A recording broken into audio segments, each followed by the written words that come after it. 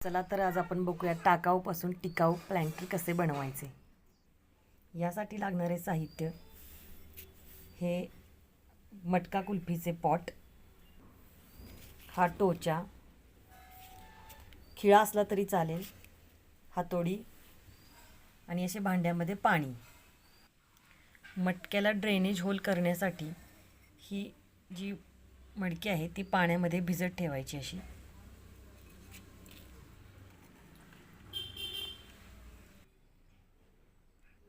आता या मटक्यामध्येही थोडं पाणी हवे आणि खालचा जो प्लास्टिकचा पॉट आहे त्याच्यातही थोडेसे पाणी हवे।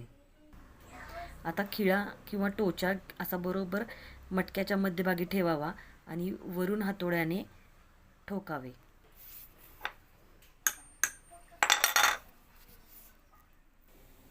साधारण 2 होल आपण अशी केलेली आहेत। एक मोठं केलं तरी चालेल।